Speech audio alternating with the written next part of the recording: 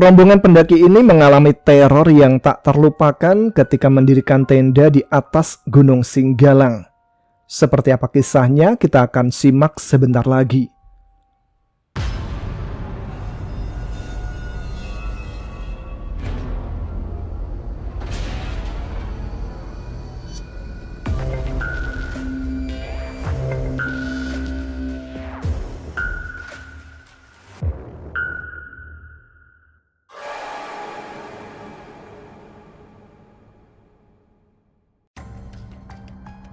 Assalamualaikum warahmatullahi wabarakatuh. Jumpa lagi dengan saya Tama dalam Ada Apa Gerangan Season 2. Bagaimana kabar kalian?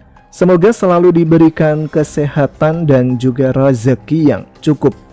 Episode kali ini saya mempunyai sebuah cerita pendakian yang dialami atau dibagikan oleh Mas Eko ketika dia dan rombongannya mendaki ke Gunung Singgalang yang ada di Sumatera Barat. Jadi Mas Eko dan rombongannya ini sempat mendaki dulu ke Gunung Marapi dan dalam perjalanannya tidak mendapatkan pengalaman mistis ataupun teror gaib. Namun ketika mereka melanjutkan untuk mendaki ke Gunung Singgalang, barulah mereka mengalami beberapa kejadian mistis atau teror ketika bermalam di daerah yang disebut dengan Cadas. Nah, seperti apa cerita lengkapnya? Kita simak saja selengkapnya. Teman-teman, Ada Apa Gerangan, ceritanya mulai dari sini. Sore itu kami kembali sampai di base camp Marapi, Sumatera Barat. Tak terhitung kenangan yang terukir sepanjang pendakian, muncak hingga turun kembali. Alhamdulillah kami bertujuh semua sehat tanpa gangguan dan kekurangan apapun. Rombongan kami terdiri dari aku, Heru, Mantra, Yendi, dan Egi. Keempatnya adalah adik-adikku, ditambah 2 orang temanku dari kota Padang, yaitu Ari dan Fani. Seperti biasa, adik-adikku lah yang menyiapkan makanan kepepet sejuta umat, apalagi kalau bukan mie instan, dan tentu saja kopi pun diseduh. Sambil beristirahat dan menikmati hembusan rokok, kami pun berkumpul membahas rencana esok hari. Gimana bang? Apa jadi kita lanjut ke Singgalang esok hari? Tanya Ari membuka diskusi. Gimana Ru? Udah Ari biasanya ada nggak yang langsung turun Marapi terus naik Singgalang? Atau mungkin pengalaman udah sendiri? Sela Mantra. Kalau menurut kepercayaan orang sekitar, tidak apa-apa langsung 2 gunung dalam satu perjalanan. Cuma itulah, anak-anak masih kuat kan melanjutkan pendakian? Ujar udah Ari. Iya udah, kami kan jauh dari Bengkulu, kurang lebih 300 km dari sini. Kalau bisa, tentu kami ingin sekali lanjut ke Singgalang. Karena untuk kembali lagi ke sini, butuh perjuangan ekstra, terutama masalah waktu, sahut Heru. Iya Ri, jika benar-benar memungkinkan, tentu kita lanjut. Tapi jika tidak, tentu kami dengan besar hati ya tidak naik.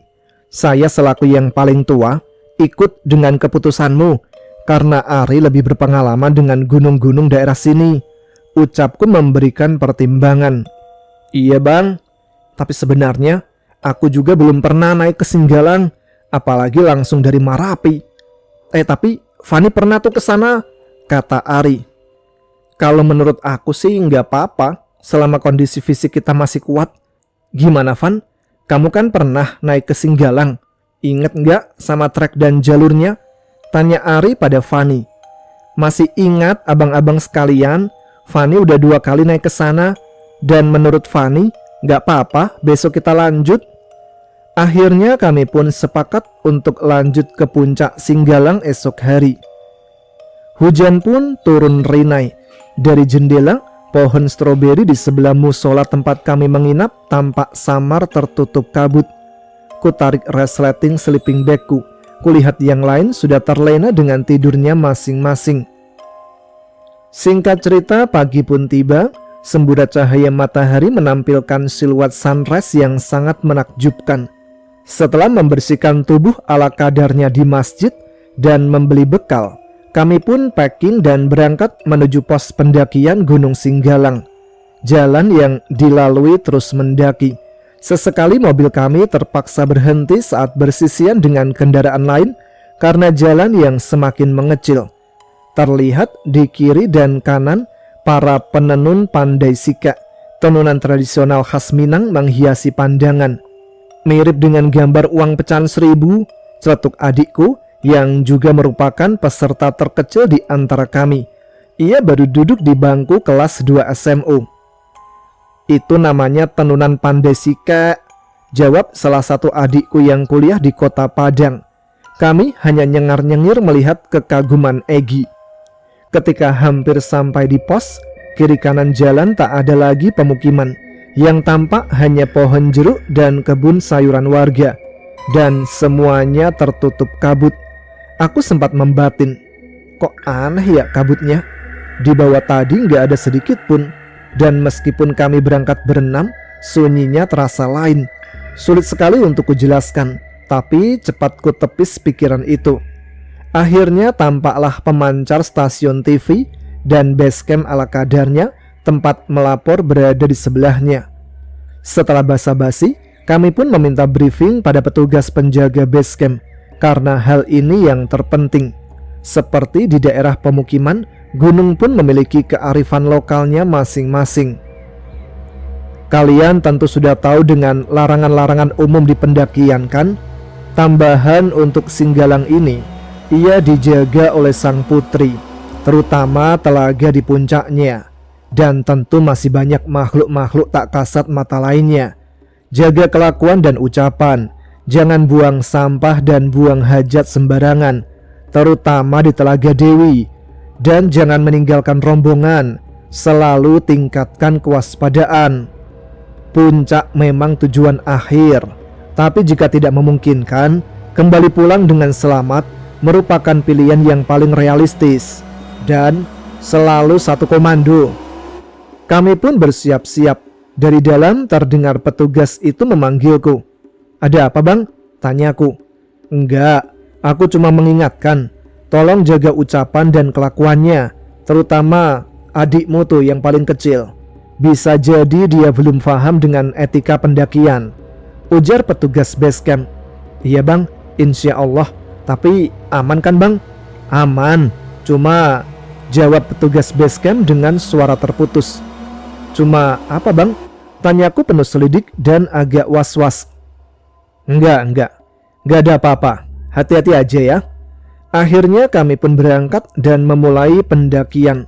Tampak awan sudah mulai gelap, pertanda cuaca tidak akan bersahabat. Kami sudah disuguhi dengan tanjakan tanpa bonus, sama seperti di Marapi. Tanjakan berkepanjangan tanpa ada dataran atau landaian. Tentu yang pernah naik Singgalang paham dengan trek hutan pimping. Di trek ini kita tak punya pilihan lain selain membungkuk dan terus membungkuk melewati siring ciptaan air. Karena sejak malam tadi sudah diguyur hujan, jangan ditanya lagi, lumpur sudah menutupi seluruh tubuh. Selama di hutan pimping, kita nggak bisa melihat warna langit karena semuanya tertutup oleh pohon pimping. Kami pun berhenti sebentar mengambil nafas. Banyolan-banyolan khas mendaki pun keluar lagi. Ini ngapain kita kayak gini ya? Harusnya kan kita bisa enak-enak tidur di rumah, kasur empuk, makan enak. Malah kesini, ucapku sambil tertawa. Iya ya, padahal aku ada jadwal tunangan hari ini. Mana calon tunanganku cantik lagi, ucap mantra berkelakar sambil tertawa ngakak. Kami berempat tertawa. Tapi enak dipandang loh bang, sama ganteng semuanya, ucap Fani, perempuan tangguh satu-satunya di rombongan kami. Waduh, kapan ya terakhir kali aku diomongin ganteng sama cewek, ucap Yendi sambil menggaruk-garuk kepala yang tidak gatal. Kapan Yen? Tanya Egi serius. Bentar ya, ku ingat-ingat dulu, lupa aku, ujar Yendi tersenyum puas. Oh iya, biar gak jomblo lagi, nanti di Telaga Dewi, cuci tuh muka, biar aura kegantengannya terbuka. Cewek-cewek bakal kayak ngantri sembako waktu krisis moneter, celetukku. Iya, aku pernah dengar juga mitos itu, Jadi semangat deh naiknya, seru yang lain. Oh iya, kita lanjut lagi yuk, keburu siang. Kasihan tuh Susi nungguin kita di atas. Mana kopinya udah dibuatin lagi. Siapa lagi tuh Susi, Dang? Lah, gak tahu, katanya sambil tertawa diikuti yang lainnya. Setelah sekian lama berjalan tersaruk-saruk, kami pun sampai di pos 1. Dari pos 1 ke atas tak lagi dijumpai hutan pimping. Selanjutnya seperti trek normal gunung lainnya. Hujan turun lagi, kami memutuskan tetap berjalan tanpa beristirahat karena takut terserang hipotermia. Disinilah keanehan-keanehan mulai tampak, apalagi bagiku yang sudah agak sering mendaki. Hal yang sama juga dirasakan oleh anggota lainnya. Sunyinya semakin terasa, walau secair apapun kami memanaskan suasana dengan sesekali mengeluarkan guyonan lucu. Kiri kanan mulai seperti ada yang mengawasi, tapi entah apa. Kami sepakat tidak menceritakan hal-hal seperti ini selama pendakian, karena bisa membuat down kawan lainnya. Kok nggak ada pendaki yang turun atau naik dari tadi ya? Biasanya tanggal-tanggal begini ramai loh, Dan. Kayu-kayu besar sepanjang lintasan kok banyak yang patah, ucap Fani sambil mendekat dan agak berbisik kepadaku. Tapi kita masih berada di trek jalur yang benar kan, Van? Mungkin karena cuaca, jadi sedikit yang mendaki. Padahal aku sudah merasa agak aneh juga. Di base camp banyak sekali mobil dan motor terparkir, tapi kok nggak ketemu ya sama pendaki lain yang naik ataupun turun, ujarku membatin menghibur diri. Insya Allah kita belum melenceng dari trek, Bang, karena jarang sekali yang kesasar di gunung ini. Kita hanya mengikuti jalur tiang dan kabel listrik dari pemancar TV yang di bawah sampai nanti kita ke Cadas. Syukurlah. Tidak lama kemudian, tampak rombongan pendaki turun dari atas sambil menandurkannya, dan mereka berhenti ketika melihat kami. Kenapa, Pak, kawannya? Tanya Ari sambil mendekat. Ini, Pak, kawan kami kram, gak kuat lagi jalan. Kami bopong kayak gini dari Cadas hingga sampai ke sini, ucap pendaki yang turun. Waduh, lumayan juga ya. Gimana di atas? Banyakkah pendaki yang camp di Cadas? Ada, cuma 2 tenda lagi. Kami udah 4 hari tertahan di Cadas, gak sampai di Telaga. Cuaca di atas buruk, Pak. Aku dan Ari berpandangan. Terus motor dan mobil yang banyak di bawah kemana orangnya? Ujarku dalam hati. Kami pun menawari mereka berlima rokok dan roti sambil mengobrol. Dan aku pun memberikan Afidson dan pil pereda rasa sakit yang kubawa dari rumah untuk rekannya yang sakit. Tak berapa lama mereka pun pamit turun. Setelah mereka jauh, kami pun berkumpul kembali menanyakan pada anggota lanjut naik atau turun. Dan diputuskan kami lanjut naik apapun yang terjadi. Kami pun terus naik dan suasana semakin sunyi. Tidak ada lagi suara candaan kawan-kawan. Mungkin karena terpengaruh suasana, mungkin juga mendengar keterangan pendaki yang turun tadi. Bisa jadi juga karena capek. 2 gunung didaki non-stop. Di kiri kanan mulai terdengar suara-suara tidak jelas yang membuat semua bulu kuduk merinding. Ditambah lagi hujan yang semakin deras tanpa henti. Tapi kami sepakat tidak membicarakannya sejak dari bawah. Bahkan hal aneh apapun tanggung aja sendiri dulu. Di perjalanan naik, kami bertemu lagi satu rombongan pendaki yang turun beranggotakan 4 orang dengan berjalan terpincang-pincang. Otomatis tinggal 1 tenda di atas. Aku sempat bertanya ke kawan-kawan lanjut atau turun, tetapi mereka tetap memutuskan lanjut. Memang pemuda-pemuda tangguh, ujarku pada mereka. Sesampainya di Cadas, kami menemukan hanya 1 tenda tersisa. Kita dirikan tenda sini aja. Tidak memungkinkan lagi kita lanjut ke atas. Hari sudah mulai gelap, cuaca buruk, dan tanah di sekitar Telaga Dewi becek. Belum lagi pas melewati hutan lumut nanti, resiko terlalu besar, ucap Ari. Tanpa komando kami pun mendirikan tenda dan menyiapkan semuanya. Karena lagi hujan deras, sumber air pun menjadi semakin dekat, karena Cadas membentuk pancuran air ke bawah. Hujan pun semakin deras Malam mulai menjelang. Kami pun mendirikan tenda berdekatan. Kulihat arloji tuaku tepat pukul 7 malam, belum terjadi hal-hal aneh. Kami makan masakan Fani. Tak lupa kopi buatan adikku, Heru, ku sesap dengan nikmat. Terlihat adikku Yendi dan Egi terus berkelakar dan tertawa melebihi kewajaran. Bahkan melihat kaca jam bututku mengembun saja, mereka tertawa. Sempat dinasihati untuk diam sebentar, malah mulai lagi. Karena malas mendengarkan mereka tertawa, aku pun berinisiatif bercerita dengan tetangga baru di depan tenda kami. Terlihat Ari dan Fani sudah lebih dulu bergabung dengan mereka. Aku pun ikut nimbrung di tengah dinginnya cuaca. Kami membentangkan flysheet di antara 3 tenda untuk sekedar tempat duduk. "Kenalin, namaku Eko. Bapak berdua ini dari mana?" tanyaku memulai percakapan. Jadi bagi yang nggak tahu ya, aku itu panggil bapak walaupun mereka lebih muda, karena itu merupakan ciri khas mendaki di Sumatera Barat. "Kami dari Bengkulu, Pak Eko. Namaku Anas dan ini temanku Farid. Kami kuliah di sini di Universitas Kesenian Padang Panjang." "Oh iya, abang sama kawan-kawan dari mana?" "Kalau abang Ari sama Unifani udah tadi," ujar Anas sambil bersalaman. "Sama, kami juga dari Bengkulu, tapi di Kabupaten Muko-Muko." "Waduh, ketemu di sini ya kita." "Oh iya, aku kenalin rombongan kami ya. Ini yang tinggi kayak tiang listrik namanya Heru, agak gendutan tapi ganteng namanya Mantra. Terus yang punya lesung pipit Yendi, yang paling kecil namanya Egi." Kami pun cepat akrab karena berasal dari provinsi yang sama, walaupun mereka dari kotanya dan kami dari dusun. "Udah berapa hari Pak di sini? Udah summit apa belum?" tanya Ari. "Kami udah 4 hari di Cadas Pak.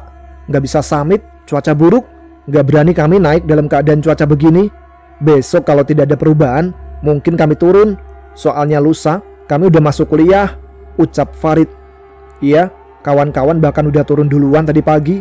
Mungkin papasan dengan rombongan bapak ya." "Iya, tadi kami ketemu 2 rombongan yang turun. Rombongan bapak yang terakhir kayaknya. Soalnya tadi sempat sedikit ngobrol," ucap Heru. "Iya Pak, mereka udah gak tahan lagi. Lagi pula logistik udah tipis. Apalagi rombongan yang di depan. Kasian sekali. Semalaman mereka ngurusin teman mereka yang tadi dibopong ke bawah. Semalaman kami gak tidur, bolak-balik kesurupan. Mana suara-suara gak jelas bersautan di kiri kanan tenda.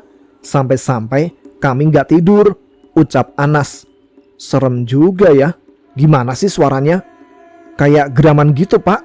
Terus kayak suara orang ngomel-ngomel gak jelas. Kalau yang kemasukan kayaknya sih denger-denger suaranya kayak marah-marah gitu. Karena keberadaan kita di sini mengganggu mereka." Mendengar cerita mereka, kami pun sontak agak kecut. Tapi ada benarnya juga. Telaga Dewi penuh dengan sampah. Coba kalau pekarangan rumah kita didatangi orang numpang nginap, pulang-pulang ninggalin sampah. Tapi yang jadi masalahnya, gimana kalau kami yang baru datang jadi sasaran kemarahan? Suasana hening sejenak. Tanpa sengaja, aku pun mengarahkan senterku ke atas karena hujan mulai agak reda. Tapi angin mulai bertiup kencang. Terlihat olehku gumpalan awan yang sangat tebal hingga tak tertembus oleh cahaya senter, berputar-putar di atas tenda kami. Angin kencang menambah suasana horor. Aku pun menggamit lengan Ari yang duduk di sampingku. "Ri, coba lihat ke atas pakai senter," ucapku pelan ke Ari menggunakan bahasa Minang. Maksud hati biar yang lain gak mengerti. Tapi apa daya, mereka semua faham yang kubicarakan. Sontak mereka semua mendongak ke atas. "Kenapa awan bisa begitu? Kawan-kawan, ada yang gak beres nih. Ayo, semua masuk ke tenda." Suasana jadi tidak terkendali lagi. Bersamaan dengan itu, aku mendengar teriakan Fani. "Bang, apa yang di atas pohon itu?" jerit Fani. Setelah berteriak, Fani langsung pingsan. Langsung kami bopong ke dalam tenda. Tapi untungnya Fani tidak langsung kemasukan. Mungkin karena sering mendaki, fisik dan psikisnya sudah terlatih dengan sendirinya untuk hal-hal seperti ini. Kami diam di tenda dan saya berusaha menguasai diri setenang mungkin. Tidak lama kemudian, angin pun berhenti berhembus. Suasana di luar tenda sudah agak reda. Tapi tidak lama kemudian, terdengar suara-suara tidak jelas di sekeliling tenda. Dan puncaknya, tenda kami dilempar dengan bongkahan tanah sekepalan anak-anak. "Siapa yang lempar tenda? Mau apa sebenarnya sih setan ini?" ucap Heru emosi dengan logat bahasa Bengkulu. "Tenang, kalau nggak salah, aku tadi bawa surat Yasin. Tolong ambil di kepala kerilku," perintah mantra ke Egi. Memang di antara kami pendaki pemula, mantra yang paling tenang dan paling faham. Memang sudah tidak terhitung gunung yang didaki. Sontak kami semua ikut membaca surah Yasin dan ayat kursi mengikuti mantra. Tak berapa lama terdengar lemparan kedua, dan yang ini lebih keras. Kami pun membalas dengan membaca surat Yasin dengan lebih keras. Fikirku, semua makhluk di muka bumi ini ciptaan Allah, dan kalau kami berserah diri kepadanya, tidak ada siapapun yang sanggup mengganggu kecuali atas kehendaknya. Selang beberapa menit, suasana menjadi tenang, dan aku pun berinisiatif keluar tenda mengecek Fani yang tadinya pingsan. "Ri, gimana Fani? Aman kan?" tanyaku sambil melihat ke dalam tenda mereka. "Aman bang, cuma sebentar tadi pingsannya, cuma masih agak lemah." "Alhamdulillah." Kulihat Fani tersenyum walau sedikit dipaksakan. Sambil kembali ke tenda, aku pun mengecek tenda Anas dan Farid. "Gimana pak? Aman?" "Aman bang, walau merinding sih," ujar mereka berdua. Malam pun semakin larut. Setelah sedikit bercerita, kami pun tertidur pulas. Efek ngantuk dan capek akhirnya mengalahkan ketakutan. Pagi pun menjelang. Dari cadas terlihat sunrise yang sangat indah dengan latar Gunung Marapi. Benar-benar mahakarya ilahi yang sedemikian agungnya.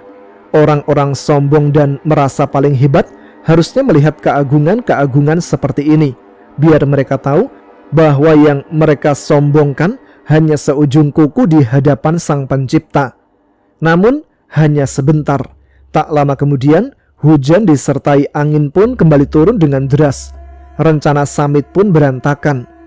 Tak berapa lama ku dengar panggilan Anas dan Farid. Ternyata mereka sudah packing dan beres-beres mau turun. Sisa logistik mereka tinggalkan pada kami. "Bang, kami pamit turun dulu. Sepertinya cuaca gak mendukung juga untuk summit hari ini. Rombongan abang masih stay berapa hari di sini? Biar nanti kami kabari ke pos." "Yah, gimana lagi? Hati-hati di jalan ya. Mudah-mudahan kita ketemu lagi. Kami kayaknya bertahan sehari lagi deh kalau nggak memungkinkan summit hari ini," ucapku sambil menyalami mereka berdua. "Siap bang, nanti kami kabari pos di bawah. Tetap utamakan keselamatan rombongan ya. Dan kalau udah di bawah, jangan lupa kontak kami biar mampir ke kosan sekedar melepas lelah. Nanti kami jemput." Inilah salah satu yang membuat aku selalu ingin kembali ke pendakian. Persaudaraan mudah sekali terjalin di sini. Di sini manusia terasa lebih manusiawi. Mereka pun berangkat setelah bersalaman, tapi kami harus melewati semalam lagi di sini dengan hanya 2 tenda tersisa. Iseng-iseng aku pun bertanya ke mereka, "Gimana kawan-kawan? Summit dengan segala resiko esok hari atau kita turun hari ini?" "Lanjut," jawab mereka kompak, dan aku pun nyengir mendengar semangat mereka. Hari beranjak siang. Kini hanya kami yang tersisa di cadas ini. Cadas yang terbentuk dari lelehan lava hasil dari aktivitas vulkanik di Gunung Singgalang. Gunung dengan ketinggian 2877 mdpl ini meninggalkan kawah dalam bentuk telaga yang sangat indah, Telaga Dewi. Konon dinamakan demikian karena merupakan tempat pemandian dewi-dewi di waktu-waktu tertentu. Dan menurut mitos, mencuci muka di telaga ini bisa membuat muka bercahaya dan lebih menarik. Seharian suntuk kami menunggu cuaca membaik. Detik demi detik, jam ke jam, terasa sangat lama.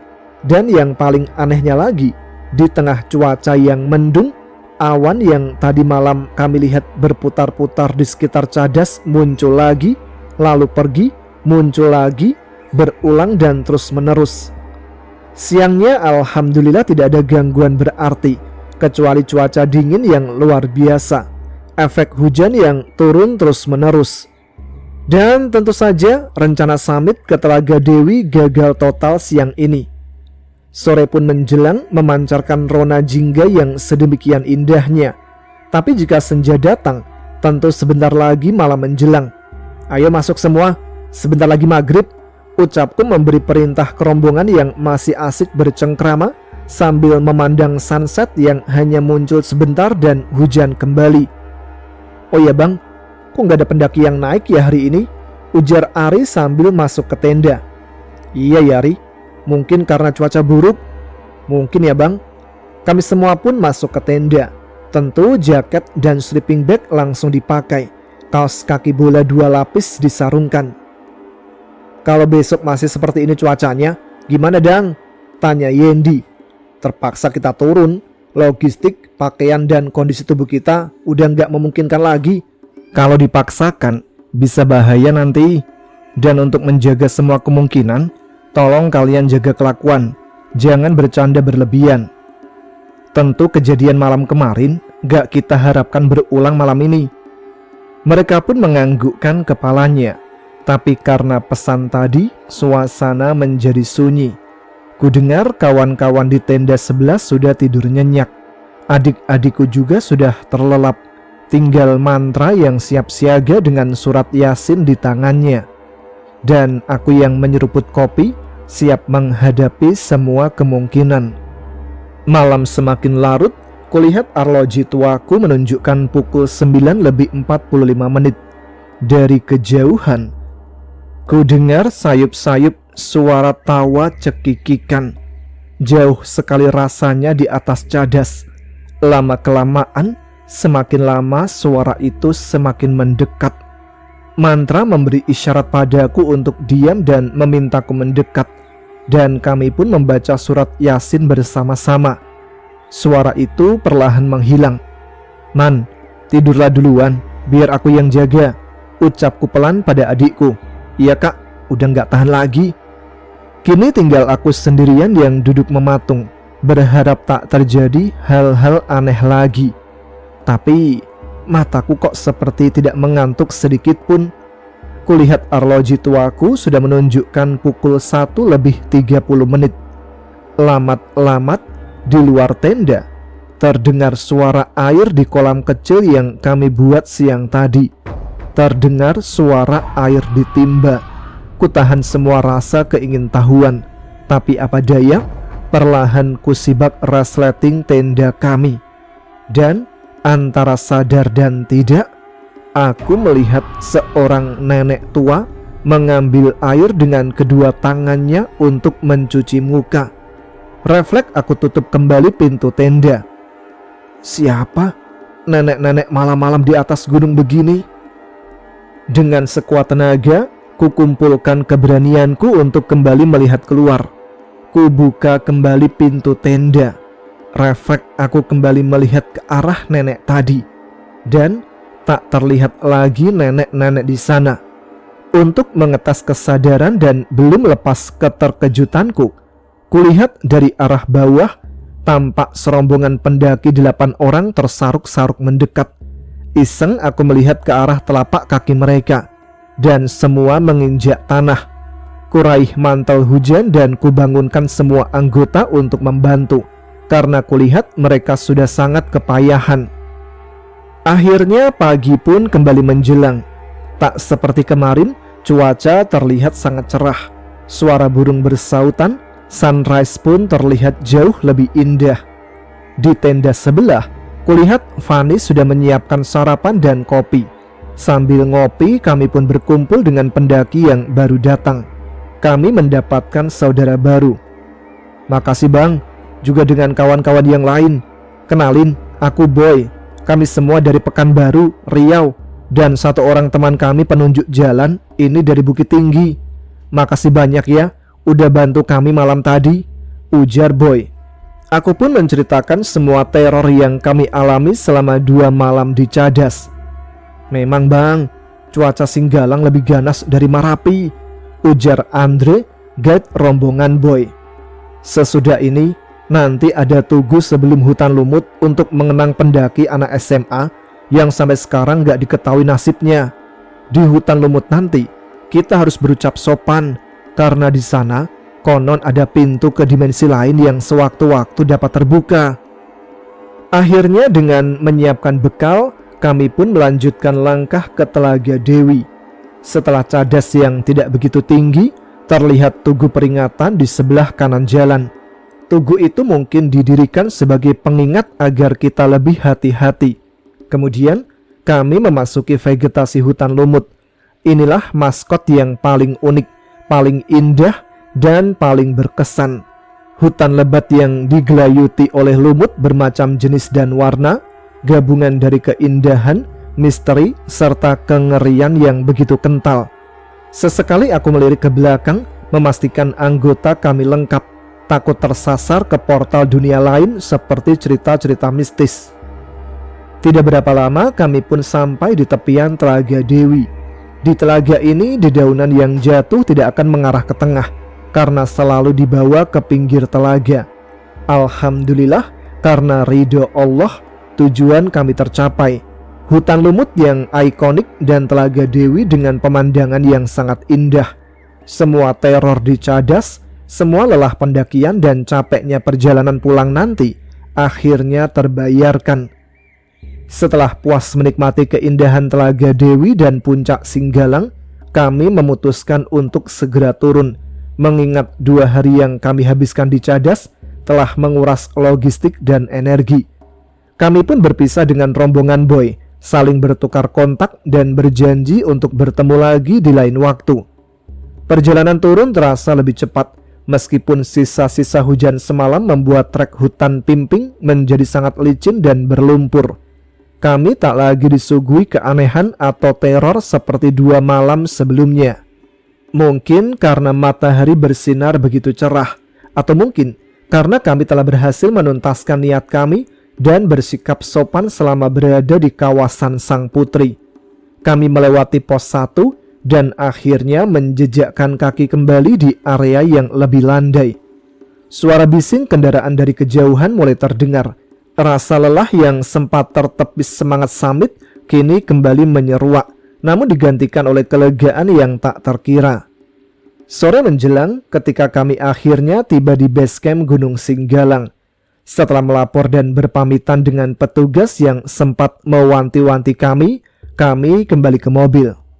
"Kita berhasil, yes!" ucap Heru sambil nyengir lebar. Tubuhnya dipenuhi lumpur. "Iya Ru, berhasil pulang dengan selamat. Itu yang paling utama," jawabku.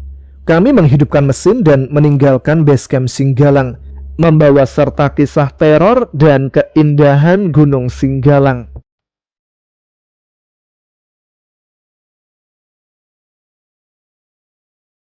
Oke teman-teman, itu dia sebuah cerita pendakian ke Gunung Singgalang yang dialami oleh Eko dan juga teman-temannya. Memang gangguannya nggak terlalu gimana-gimana ya, tapi yang namanya keadaan di gunung waktu itu memberi kesan tersendiri bagi pelaku pendakian. Bagi teman-teman, mungkin ada yang juga mengalami nasib serupa atau pengalaman serupa ketika mendaki di gunung yang sama. Kalian tuliskan di kolom komentar aja ya. Terima kasih untuk teman-teman yang sudah menyimak episode kali ini. Tuliskan komen, tunjukkan eksistensi kalian. Bagi yang lain yang mungkin punya pengalaman mistis dan ingin dibagikan, saya bacakan di sini untuk episode selanjutnya. Kalian bisa tuliskan dan kirimkan ke email kami di adaapagerangan20@gmail.com. Ya sudah, sampai sini aja episode kali ini. Saya Tama harus pamit. Kita jumpa lagi di episode selanjutnya. Tetap semangat, jaga kesehatan. Wassalamualaikum warahmatullahi wabarakatuh.